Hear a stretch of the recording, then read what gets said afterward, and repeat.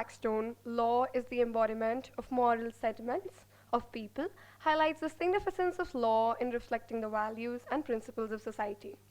Setting the tone for an inspiring conversation with our distinguished alumni who embodies these calling. On behalf of the Delhi Metropolitan Education, I, Susanna Bagh, feel truly privileged to welcome you all to the alumni meet of the month. We are truly privileged to have among us today our very own alumni, Ms. Sakshi Saluja. We also extend our warm welcome to our academic coordinator, Professor Dr. Farah Hayat ma'am. She pursued a second master's in law specializing in legal theory at Goethe University, Frankfurt, Germany. Today, she is a full-time paralegal and a doctoral candidate in law at the University of Hamburg, Germany. Her remarkable journey is a testament to her passion for law and a commitment to exploring new horizons. We are truly honored to have her share her experience, insights, and expertise with us today. Please join in welcoming a very warm welcome to our distinguished alumni. Let us hear from her inspiring journey and learn from her remarkable achievement. All right, so I wish to keep this highly interactive. By the way, I'm not a good one-side speaker. So whenever you have any sort of doubts, you're more than welcome to come to me, ask me about any of it, even while I'm speaking. That's completely okay. So my introduction was well elaborate, actually. Thank you so much. That was actually my first part that I was supposed to talk about, but that's okay.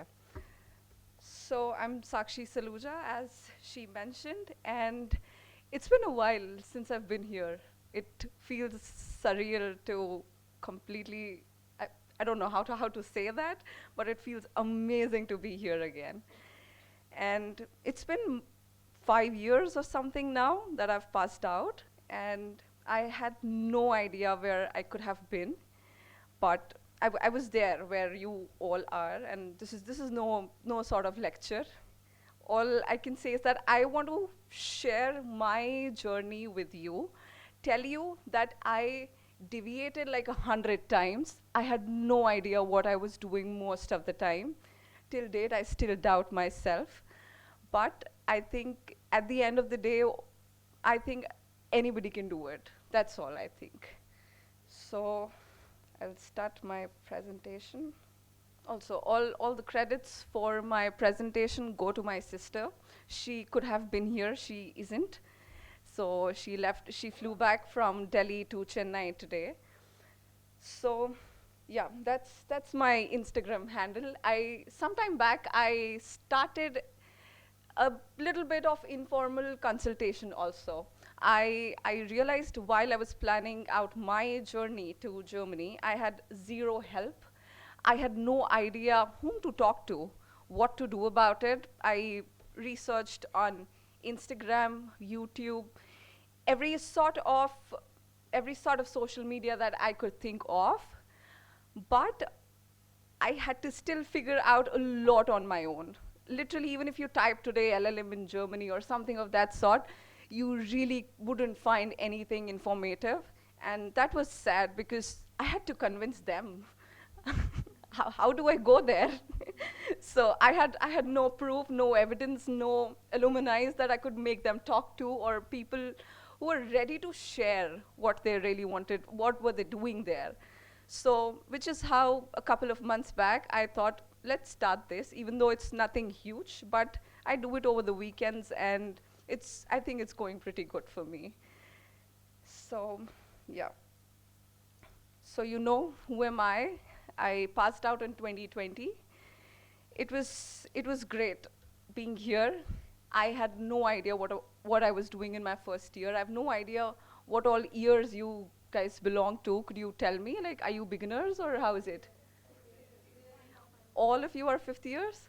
Wow. I have to be careful. Interesting.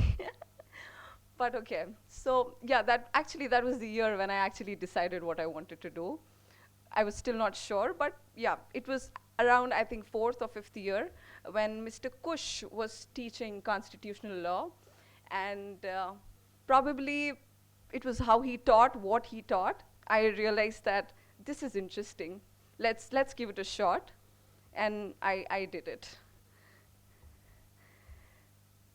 So that's a picture of Mr. Ravikant handling me my degree, and that picture is from one of the M events that happened, and it was, I think, printed out on the university's magazine. So just two pictures, just trying to show you that I was a part of, this university, telling you that that's proof I was here. And I had to get my degree way before everybody did, because I was supposed to travel out, and IP, I think, takes about 1.5 or 2 years to give you your final degree. So, which is why I'm not at an event, it's just a picture. Nonetheless, the journey was amazing, and I am here to tell you how it went around with me, what happened, how many detours I took, and I still somehow managed to come here back. And I'm really, really happy about it. So these are my pictures from the day I graduated from Symbiosis. I was the COVID batch, by the way. So you see, you might be thinking I did not study much, but Symbiosis made me cry. I was home crying because there was so much work to do. That's my thesis, a picture of my thesis, and a couple of friends, and on the graduation day. We had an extensive viva, by the way. It was bad. I sweated so much, but it was so good. But before I actually even started my master's, decided to get into constitutional law, I had a fight coming, because during my bachelor's, I only and only interned, let's say, in courts and corporate firms like Jyoti Sagar Associates in Gurgaon, KNS Partners, etc. So let's say about 10 to 15 internships only in corporates. And by the end of my 5th year, I knew I did not want that. And it was so hard to tell my parents that I don't. And the regular career path would have been, doing, let's say, a master's in corporate law, and which was obviously considered. I even filled up a couple of applications and everything. But I was really, really adamant that I want to get into constitutional law. I have no idea why, but it happened during the 4th and 5th year. Thanks to Kush sir. He's not here, I know, but it means a lot. He has no idea what he did. So I had to fight with my parents that I want to do this, and let's see how that goes, because at the end we know that corporate might give you a lot of money eventually. That's very true. Okay, it does. But after a couple of internships, I felt that is not my thing. Like, literally not at all. So I knew what I did not want to do. So one thing sorted, at least. So after huge fights and trying to I cleared my entrance and everything, I went to Symbiosis.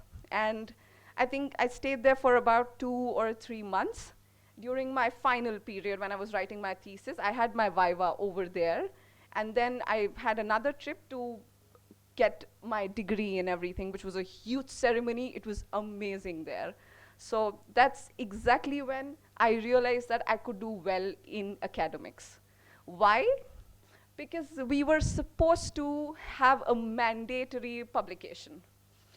And I realized that, so there's many journals and everywhere, where you can pay and get it published.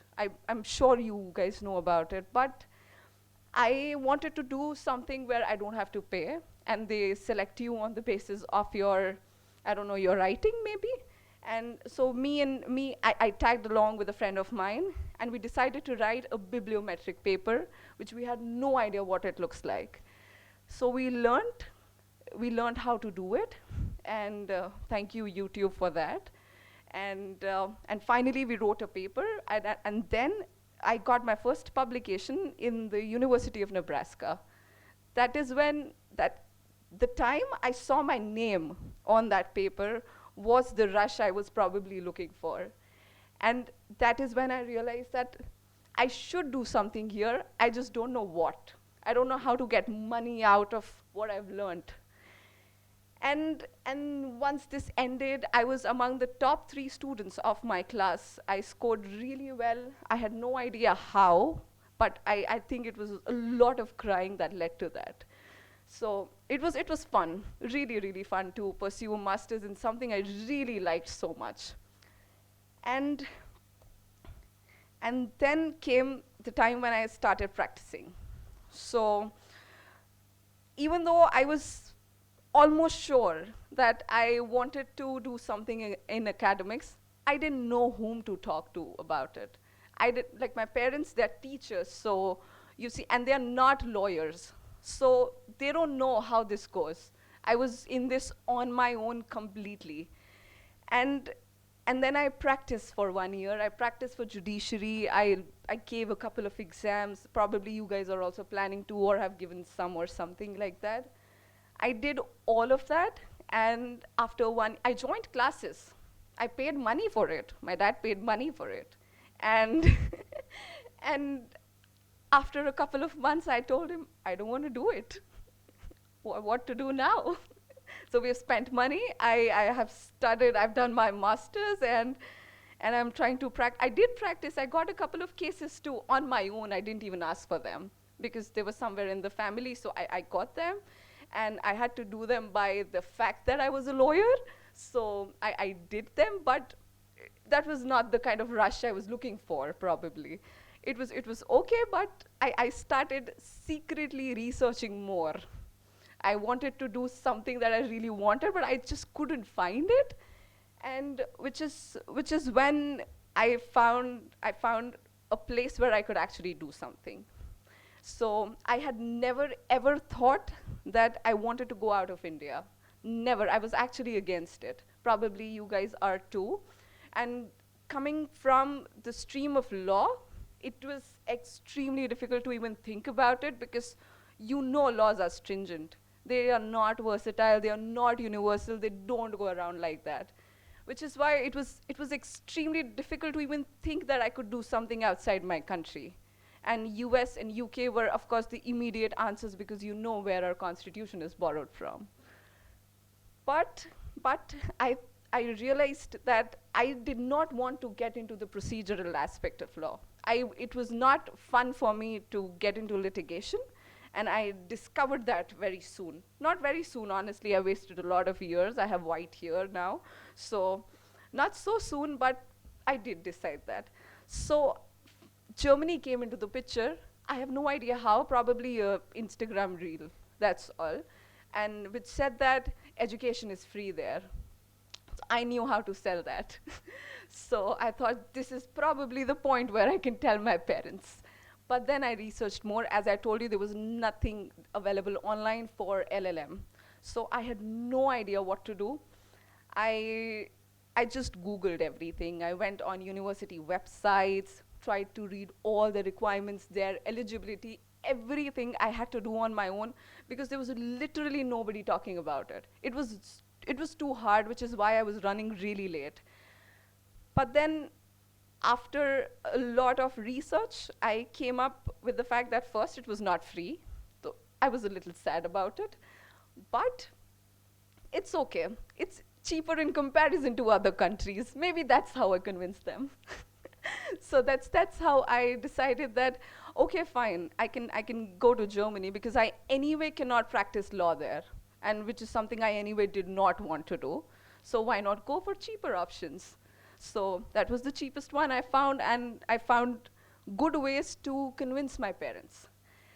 So the convincing part was, I mean, yeah, what to discuss about it? There was a lot of crying, of course. I really did. I ruined so many family trips because of that. But that's okay. So finally, I requested my dad to let me give an IELTS exam, and let's see if I'd pass it. I pass it. I don't. I would not talk about it.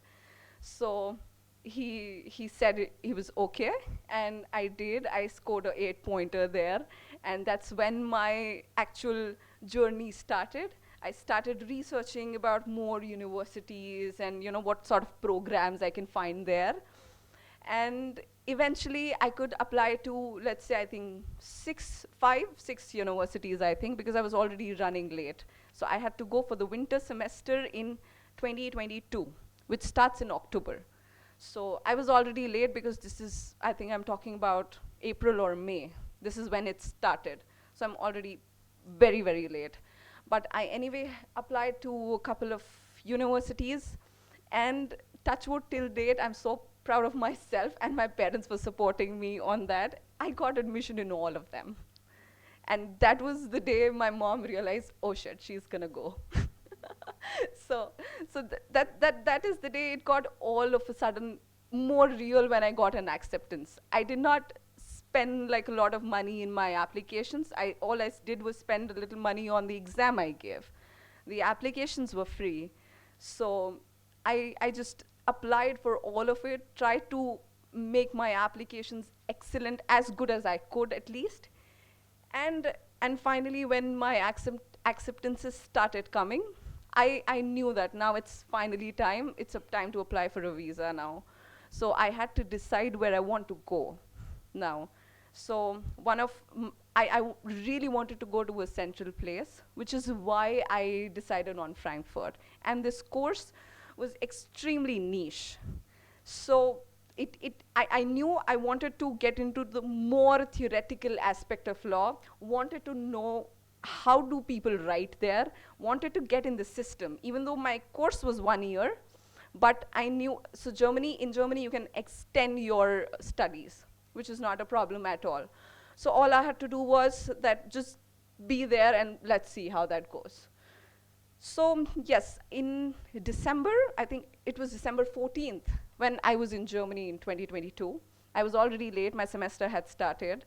But fine, it was Christmas time, so Europe is beautiful, by the way, during Christmas. If anybody of you have visited, it's amazing. So the perfect time to be there, because the universities were closed anyway. So that was nice.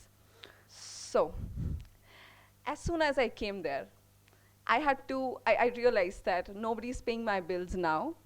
I've taken enough financial support and every sort of support I wanted to. And money is obviously your biggest concern when you're outside. So because you have to pay your rent, you see, I never realized we are supposed to pay rent. That's something you realize once you go out. So I had to work a lot. I think after 15 days, um, when was that? I think I started working from the beginning of January, so which is 15 days after I came there.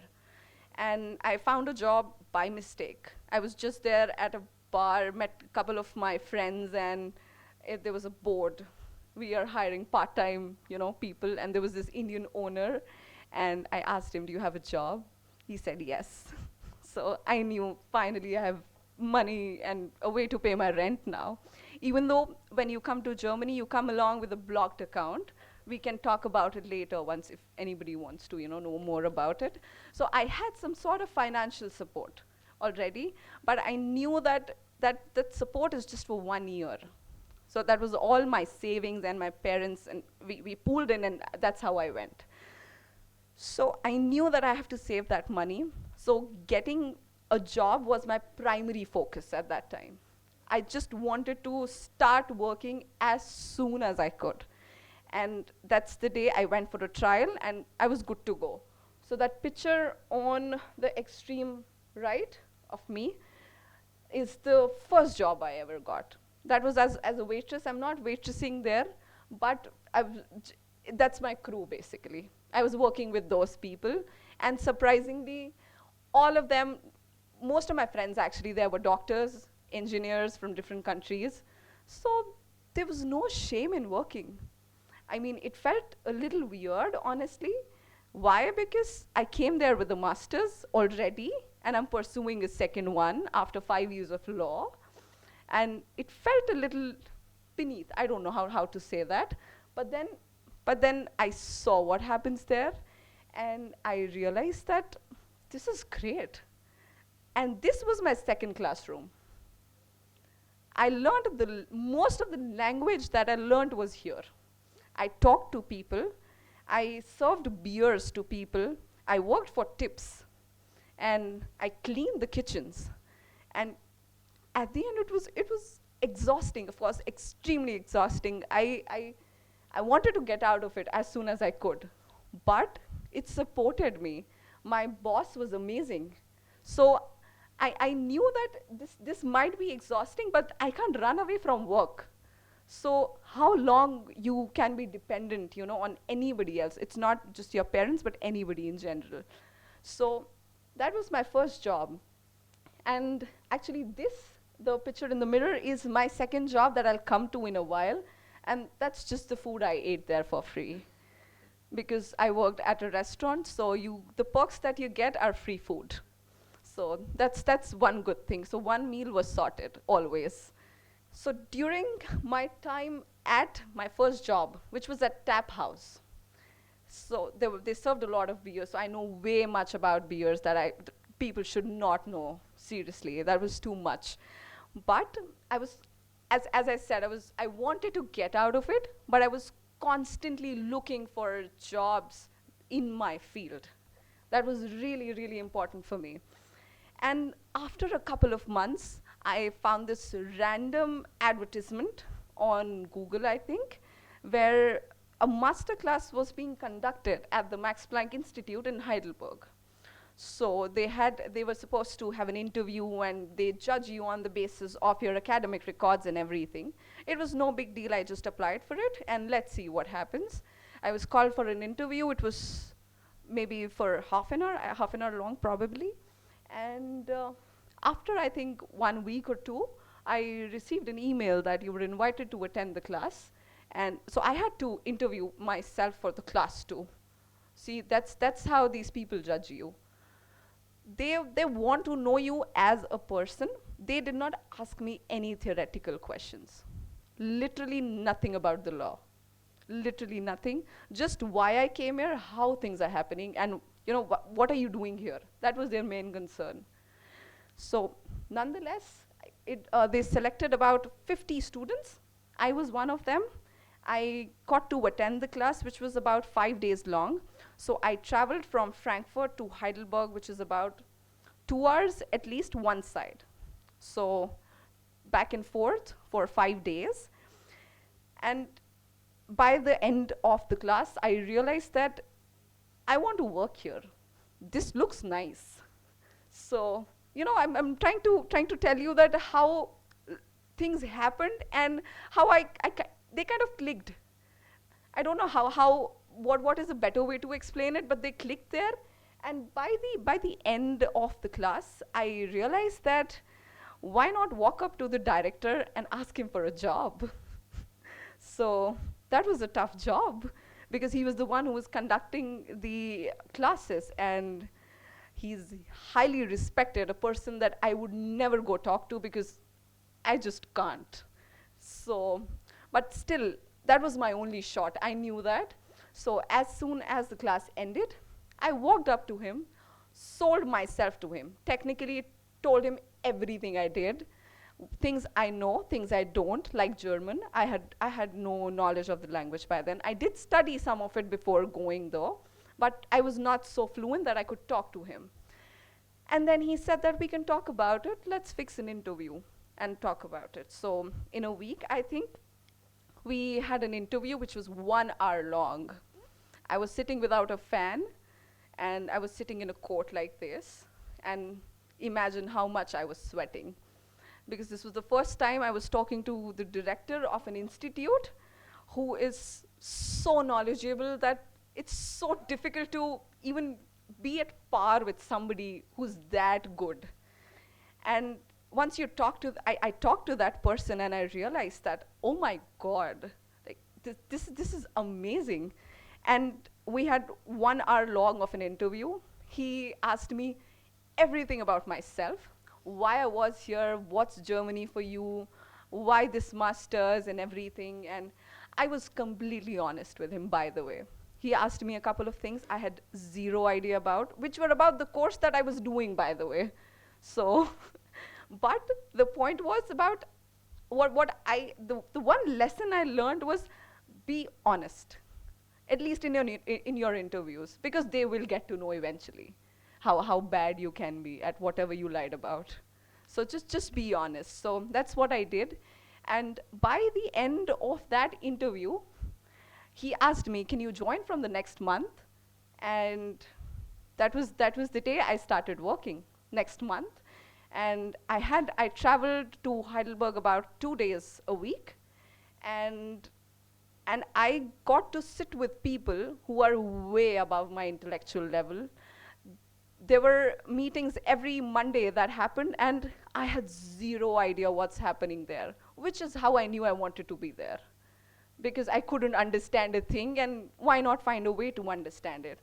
Luckily, I had an office. That was really nice. So that's the off thing, that was outside the door. I shared a room with this professor called David Paris, and that was my time at Max Planck, which was about 11 months, I think. I was on a contract, and it was a mini job there. And Max Planck opened my eyes to so many things that I can't even fathom. Like, that was the time I decided that I want to do a PhD. It was that good, for me at least. And then, so yeah, also about my PhD thoughts, I had a lot of conversations with my parents about it, because it's a huge commitment. And even before I apply, it was important for me to know that if I can do it. It's a long commitment, maybe 4 or 5 years or even more, I don't know. And that's when I started applying. But my time at the Max Planck Institute ended. So now I'm not working again, you see. So I went back to waitressing, which is when my second job came in the picture. And because I was supposed to write my master thesis that I was studying there on. So I did not have the time to work at 2 places and write my thesis, so I switched to one job and wrote my thesis. And which is when I realized that I don't have a supervisor, and in Germany it was a headache to talk to a professor because they don't have time. It's very, very, very difficult to get in touch with them, and if they do, they respond so late, really late. And after 6 months, I think, of struggle, of not being able to find a supervisor, I realized that I should probably ask the director at the Max Planck to supervise my thesis, because we could do that there. So I went up to him, showed him my proposal that this is what I want to do, and I don't have a supervisor, and you know me, so we have a relationship already, so are you interested in supervising me? It was an instant yes.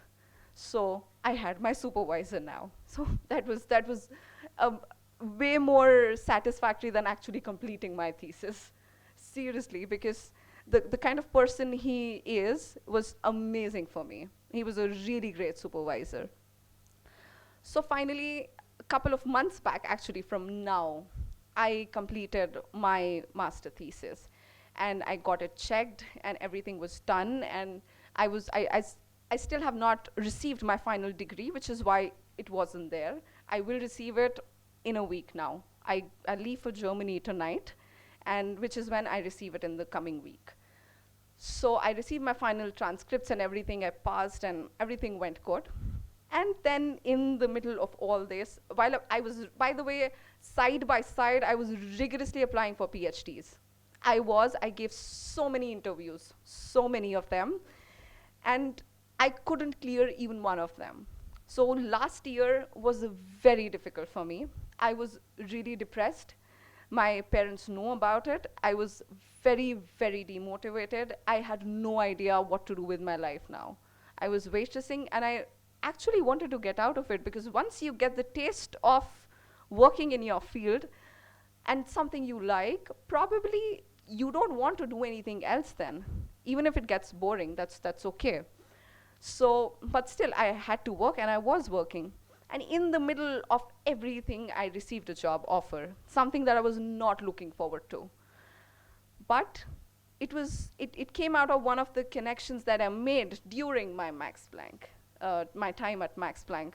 So you see how connections also work. That is how I actually got to talk to the partner of a company that I had no idea about. But it was really close to my place. I visited the office. I had 2 interviews, and after the second interview, I received an email eventually telling that we would be highly delighted to have you there. And that's when I knew I can start working finally. So you might be thinking that why as a paralegal? Because I put in my heart and soul thinking that I want to get into academics, get started with my PhD. And I just couldn't do that. It was really tough, and I'm not ashamed of admitting that I had no idea why I couldn't clear those interviews because they all were the same. And I was the same person. They never asked me different questions or questions about the law or something like that. That was not the case. So I had no idea what's happening. So after a point, I stopped applying, and I thought that let's give this a year, make myself better, and get back to it. So I kept on working, and my last interview was at the place where I'm currently a PhD candidate now. So that interview was, in my opinion, the best one I gave because I was so relaxed. I had no worries because I had a job. Life was good. It felt really nice. And it was the most, I think, out of all my interviews, it was the most honest one I gave. Because I was so relaxed. I had no worries, I swear. So, and I realized that those people liked that. They said that, and at the end of the interview, their query was, would you like us to have as your supervisor? And I'm like, why not? But of course, that was not an immediate acceptance. It takes time for them to decide. But PhD is more like a two-way street. So you have to like your supervisor as much as they'll like you or not, I don't know. So I'm still yet to start. Most of the teachers probably here already have done that. And I have no idea how to deal with it. I'll probably talk to you people once I'm finished with this because I'm really, really scared to start that. My university started in October. I got enrolled, and in the next 3 days, so once I go back to Germany, I travel to Hamburg. That will be the first time I actually visit Hamburg because I left it because I knew I'll get to visit it anyway. So my work as a paralegal is something that I never thought I would do it. I did intern. So that's how my past experience helped me get this actually. And the laws are completely different, as you know. Germany is extremely stringent, at least in India, which is why I think I probably pursued constitutional law, is because there's so much scope of interpretation, so much. But once you talk to a German lawyer, they're like, we have to go by the book. And it's not fun, even for them. Probably that's more of a biased view. Maybe my friends were like that. But that's how it is. And they told me that there's no scope of interpretation. You have to go the way it is. And I didn't like that, honestly. But doesn't really matter. I don't have to deal with it. So not my problem. Nonetheless, when I started working as an intellectual property paralegal, and I'm still working there. I switched to full-time 2 months back, and it's a small firm with 4 partners and a couple of more paralegals and support, and it's right close to my home. It's about 30 minutes from there, which was a bonus because I did not want to shift from Frankfurt. It was my home. It was the first place I came to after India, the first place I landed to. So I never wanted to shift, which is why I was constantly looking for something in Frankfurt. And this was the opportunity that now is the reason that I stay there. And those are my partners. You see the men, the girl is my colleague, and those people are my partners there. And this was the day we actually celebrated when I graduated. The day I received my final grade for my thesis in legal theory. And that's when we all celebrated. I got a couple of snacks and everything. It was so nice. They were extremely welcoming. And yes, and I think about 2 months back, I had to tell them that I got my acceptance as a PhD candidate, and they were scared that I might leave. So So I had to break this news in a way that they don't feel scared. So I made it up all in my mind, talking to ChatGPT that night, what to do, how they react and everything. But they were extremely welcoming because they did their doctorates in Germany. So they knew what sort of opportunity it is. And they did not demotivate me even for a second. They just told me that give this a shot. If you can do it, do it. You can leave it anytime you want to because I'm not paying any sort of fee for this. In fact, I got a scholarship for this. So they're like, you can leave it anytime if it gets too much or whatever. So that's how I broke the news to them, and they were extremely welcoming and happy about it. And probably we'll see more once I actually reach there and start working. They even supported me for my language classes financially also. So again, the lesson I learned in the very beginning, be honest, worked out well every time. It might not, I'm not saying that it will every time, but for me it did. And I was completely honest about what I did not know also. And I told them, I have no idea what this means. So please teach me. Most of the work I do is in German, but I learned the language before coming here. I cleared another level exam, and that made me feel really proud of myself. I have never felt that for a long time, honestly, because as I told you, I had no idea what I was doing. And finally, when I cleared this exam and started working and everything happened, and then I came to India, of course. So it was a good time to go on a vacation because I knew that my doctorate is about to start, and I have to be home, tell my parents that I can't do it. I am so scared. Nonetheless, because the thing is, because I'm working full time and I'm till date scared, I don't know how it is gonna fit into my routine. I have no idea, but I said yes to it no matter what, because this is something I really wanted, and I got it even though my path it was a little deviated. I got things at the wrong time probably, but I think that is how it was supposed to be.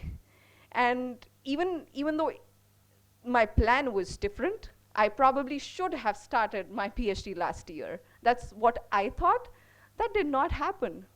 I worked as a waitress the last year, and it was really tough. Like, you see the white here, I'm not so old, I'm not that old, but I look like that because probably I was so tensed all the time. and at the end of the day, it kind of fell at the right place. So I'm about to start this journey, and I have no idea how it will turn out.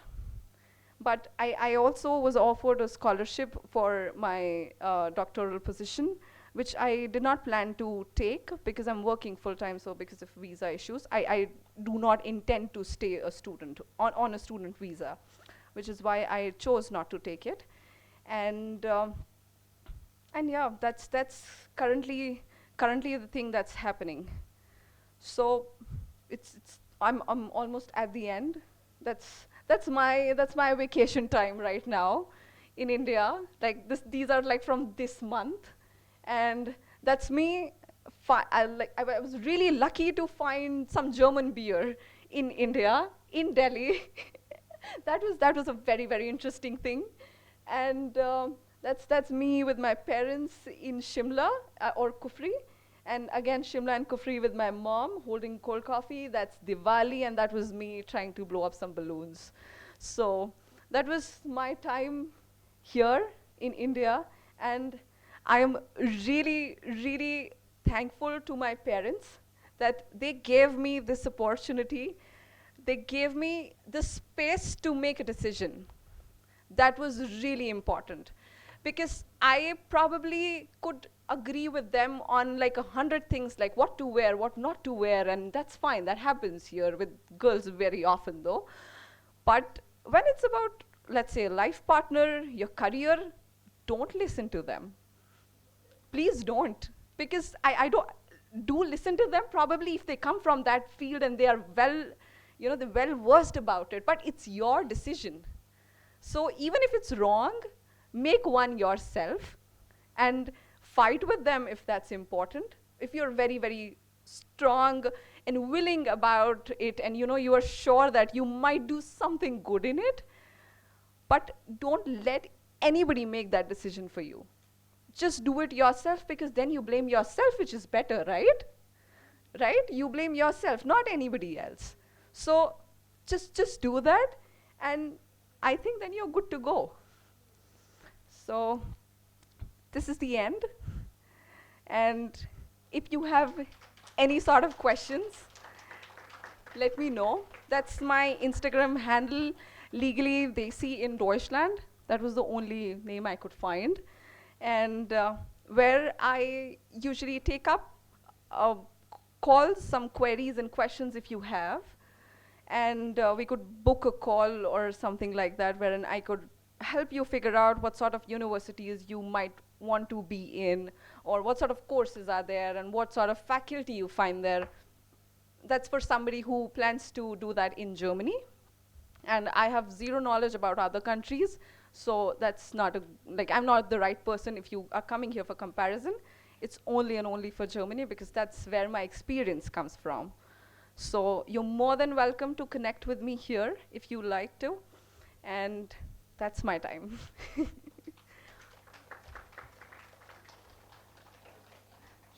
Is there anybody who has any doubts in English, Hindi, German?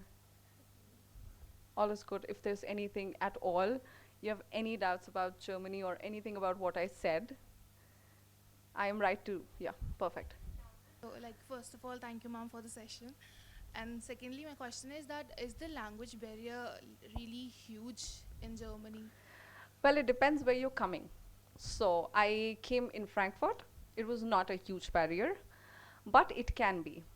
If you come to, let's say, a small village or a small town, it might be a barrier there, because people do prefer to speak German, which is why they will make sure that you learn it.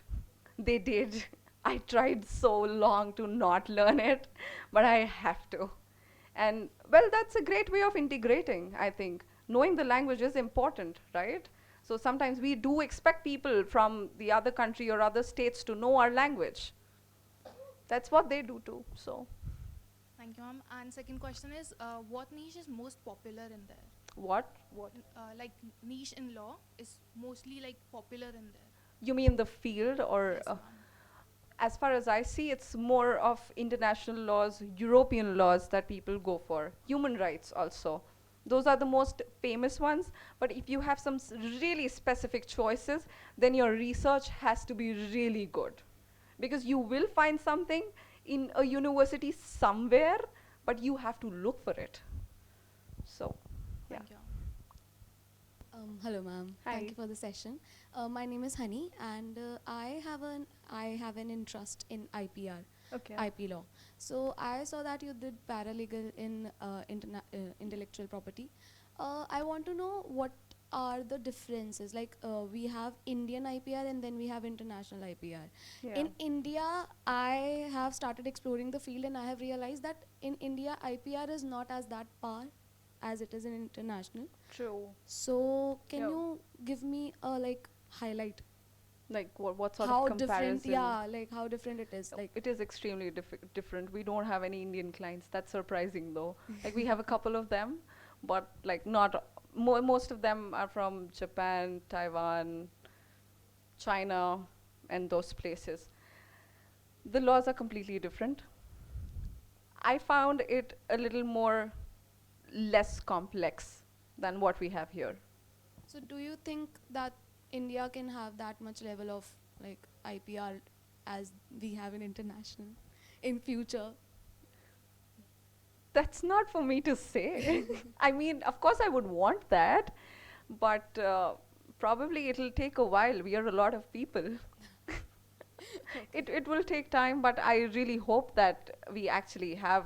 I mean, I really hope a lot of people come up with a lot of inventions here in India, and if that grows, if I'm still working at the same place, I will see it.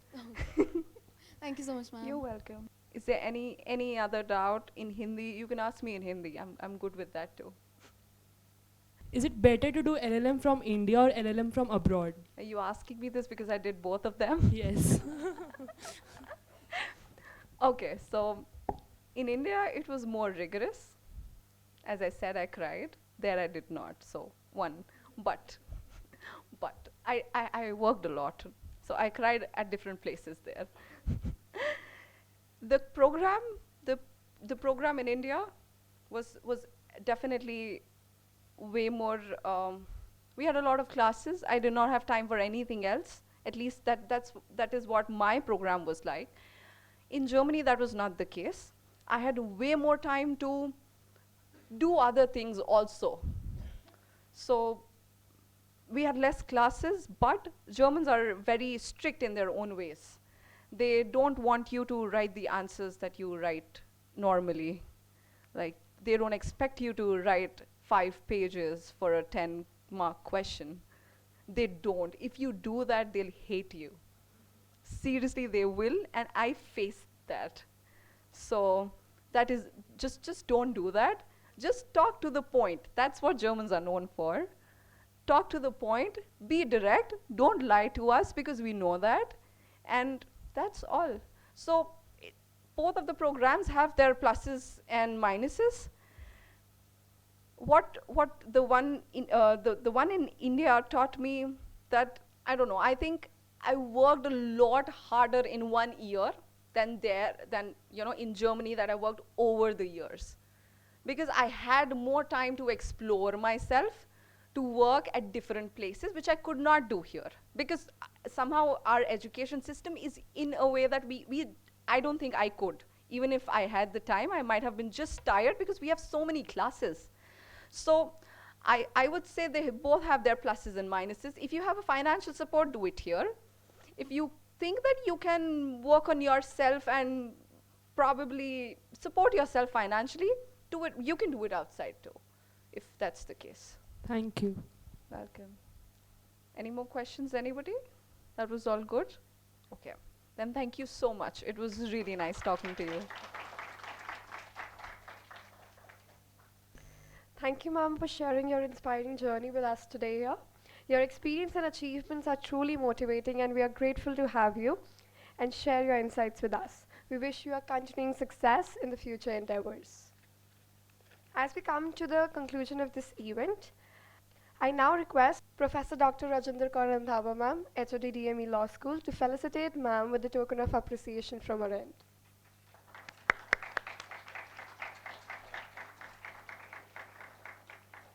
To express our collective gratitude to all those who made this day possible, I now invite Mr. Ved Priya Lahiri, ma'am, to deliver the vote of thanks. Thank you, Susanna. I begin by thanking Sakshi.